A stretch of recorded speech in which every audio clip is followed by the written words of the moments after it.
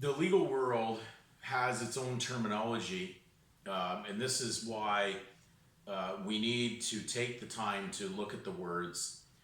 There'll be people that'll overlook all these videos and they'll just um, go down a path that they already know, but they're going to miss some key points by doing that. And it's amazing how much you learn by doing the research. So every day, I just find that the actual research on words and the meanings is almost infinite. It's beyond what one man could possibly accumulate in a lifetime. So I do my best, and most of it has sunk in to the point that it is almost like a recall based on demand of someone asking a question on a certain word. And that helps me, especially if I'm returning an email, because many of the emails are, of course, going to be returned with the use of diction and writing. And if I don't know the words, and if I put the wrong words in, these are all things that lay as a burden on me. So many times I'm very careful on the emails. It may not happen immediately upon a request to get an answer or response, but many times it's because sometimes the emails are so confused, they go all over the place with words, that it makes it difficult to actually give them the simplest answer because of the amount of confusion that is displayed in the email. So I'll do my best to work with you, but at times that is what you're experiencing, is the delay not getting an email back. Now today we're dealing with the word donation.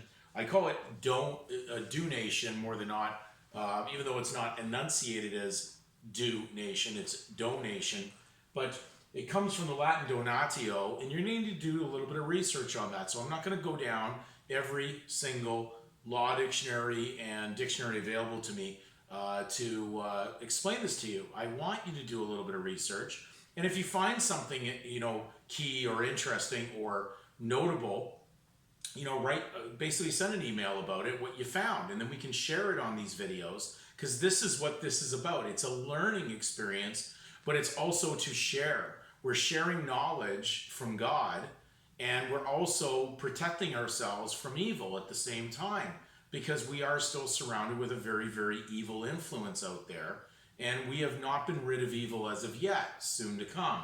So when we look at the terms, lawyers like this term. They love donatio, or donation, because it's really putting money in a nation. It has something connected to something that deals with nationality, or something in their imaginary national system of legal titles. So when the money flows through that with your surname as a trademark, they're talking about donation. So the name that is granted or assigned onto you at birth is a donatio, or a donation. So it's a grant, and we know the saying was never take anything for granted.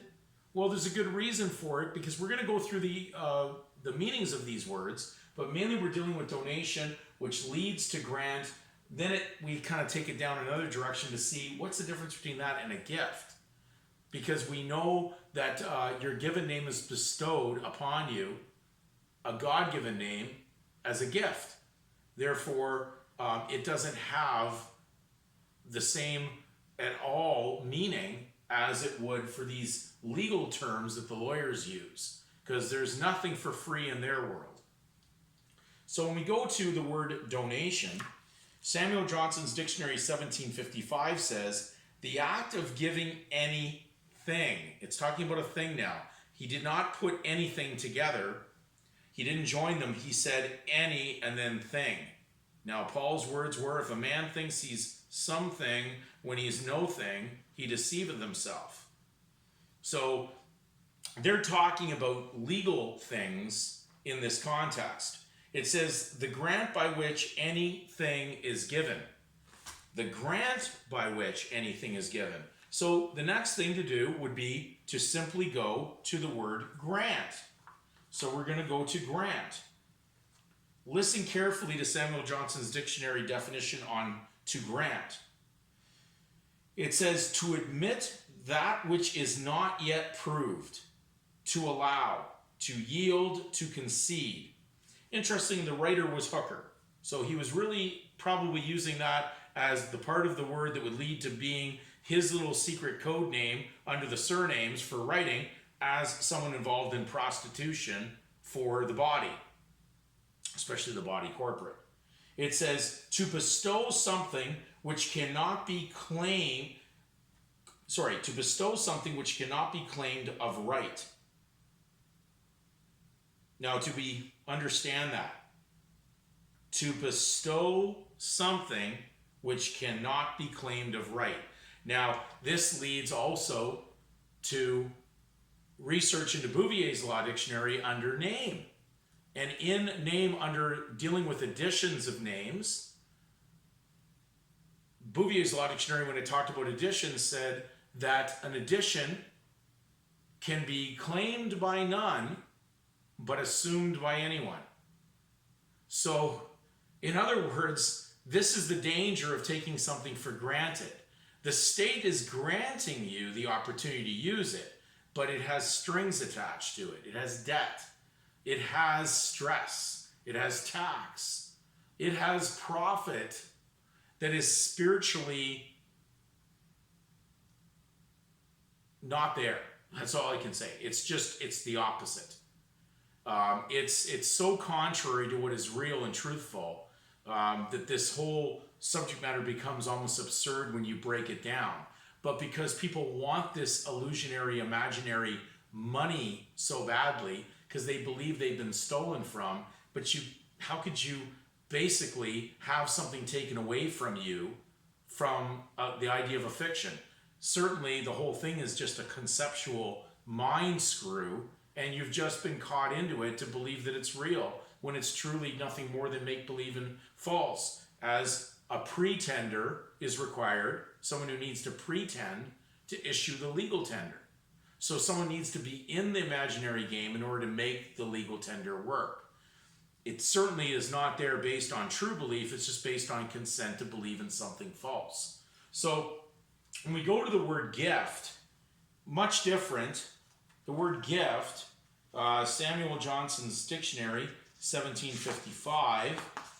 I just have to back up here for a second. And we're going to the word gift.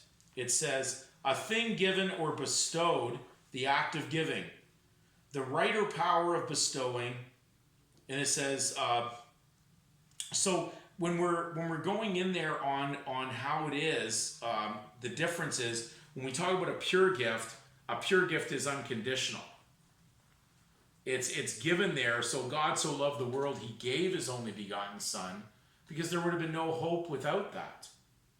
And the only thing that was attached to that was that someone would morally and willfully, in a proper sense willfully, give themselves to the right side, not to the wrong side. They would accept that and realize how impacting it was Adam's sin. And the fact was that Christ came as the last Adam, who basically was contrary to sin and had no debt, and therefore was able to pass on this perfect gift to everybody. So in the legal system, there is no perfect gift, because perfection does not work in imperfection. Perfection really does not work in anything related to sin or death. So we have to really look at these words. In fact, when you just look at the word given name, just the word given, and if something's a given, it's a fact. So I marked out the word given when I was marking the sections to read out. It says to give. It says to bestow, to confer without any price or reward. Now let's take that again one more time. It says to bestow, to confer without any price or reward. So nothing taken back. It's a pure gift. And therefore, in the world that we live in, that is never happening, because everything to do with donations that are given to 501c3 registered churches and charitable causes, they all basically have strings attached, because of the fact that people are involved in contract law in the legal as they're operating in the title that is involved in citizenship in the legal. So therefore, because duties, debts, and obligations come with legal citizenship, you cannot exit that contract while you're participating in it, and of course taking a benefit.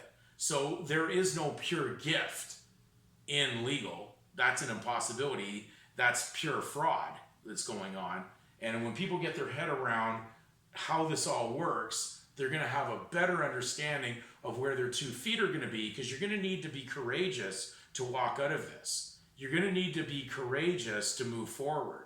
But you cannot be whining about where you are at the moment. You have to have the faith to walk into a direction that you have never been before, based on exercising a muscle of true faith, good faith, not bad faith that works in the legal.